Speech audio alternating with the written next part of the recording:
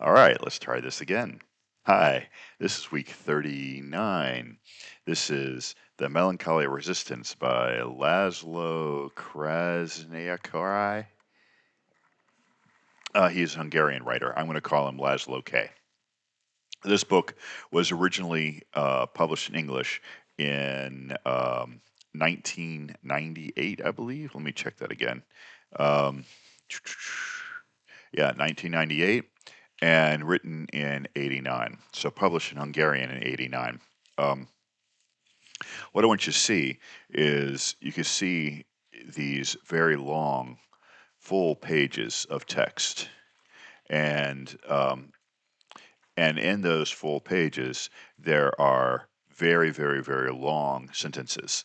The vocabulary is not too extreme. It's pretty straightforward. The story, again, is not necessarily that extreme. It's pretty straightforward. Um, but the sentences are exceptionally long, and the sections are long. So, what's he doing here? Well, he's an experimental writer, obviously. So, he is playing with that form. And of course, there are many other writers who have also played with form and written in long sentences from time to time. I mean, Faulkner was known to do it some, not like this, not this extensively. And there are other writers who have done it as well. There are some places in Ulysses that resemble this.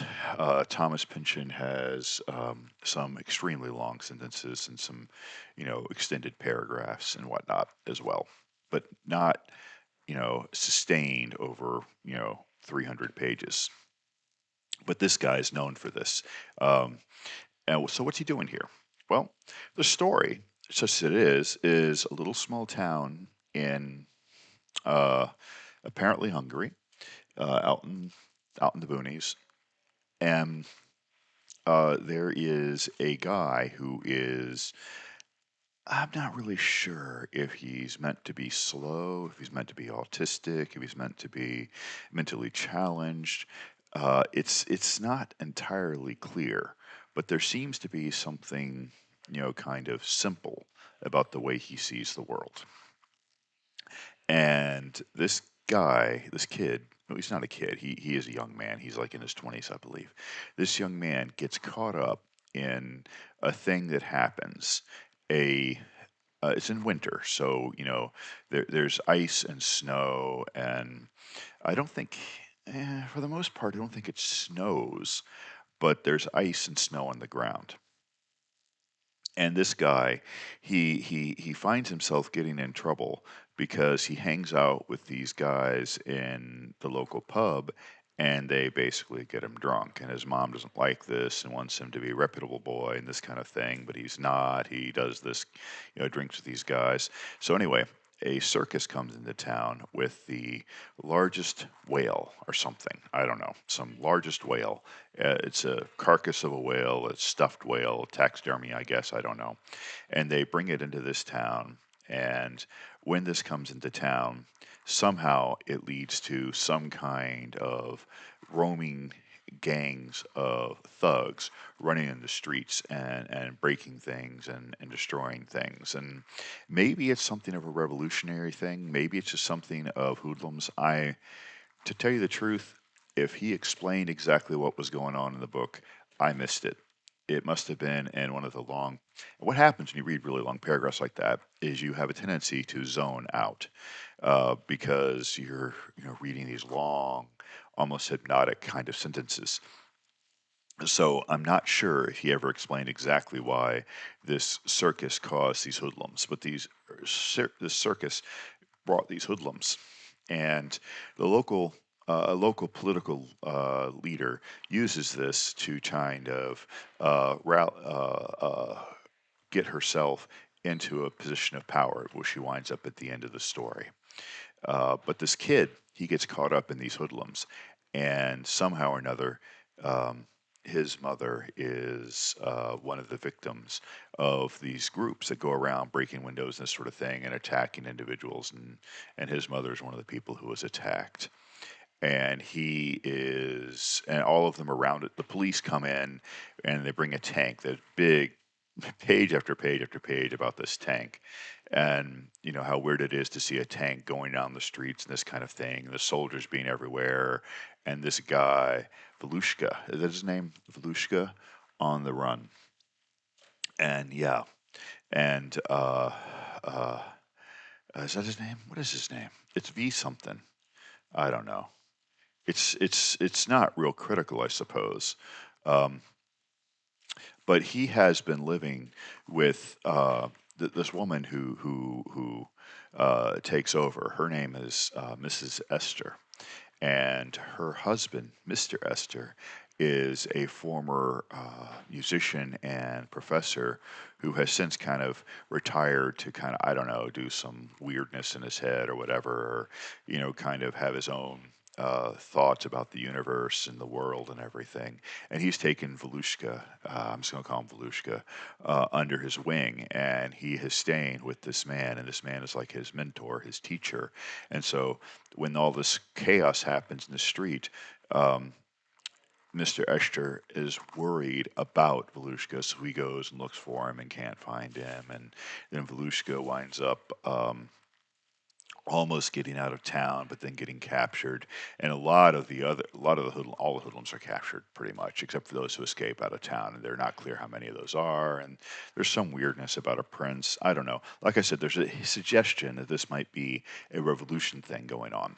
Now, I can only imagine that whatever was going on in Hungary in 1989, or let's say not even 89, let's say in the 80s, probably heavily informed this. Now I don't know. I should have looked up the politics, but I don't really know what was going on at the time in Hungary. But I imagine that has a lot to do with this and what's going on here. So anyway, Volushka almost gets away and he doesn't. He's captured and then he's put in an asylum because I guess he's considered to be, unable to stand trial or unable to be held accountable for his actions. Like I said, there's a suggestion that he's a little slow or, um, neurologically different. It, it doesn't explain exactly what. And that's kind of the thing. Despite all of the words that Laszlo K is throwing at you here, he deliberately leaves a lot of things almost unsaid in a way because we are very much in the minds of a character here. So there's definitely a stream of consciousness thing going on.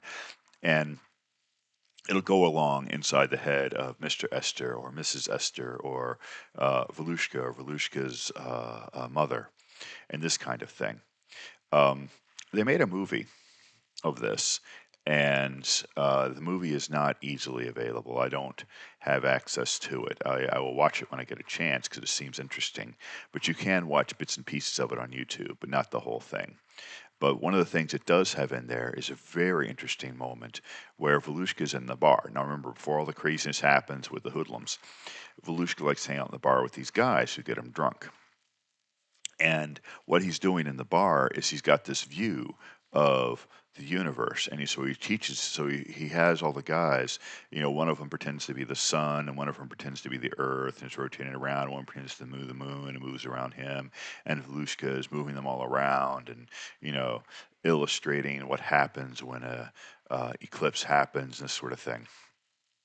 And so that whole atmosphere of eclipse, that whole atmosphere of the system coming to a halt, I guess, or sort of a darkness before the dawn, or something like that, is very much at play here, and very much what Laszlo K seems to be going for. As the title, "The Melancholy of Resistance," would kind of suggest, a sort of um, a resistance, not necessarily political here, not necessarily political, though perhaps more related to, I guess, science and reality, and not necessarily resistance to it in that sense, but a kind of, a way of living, I guess, and the melancholy of living.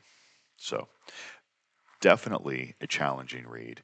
I found the first half went lickety split. I read the first half in about, I don't know, a day, 2 days. The second half took me a week.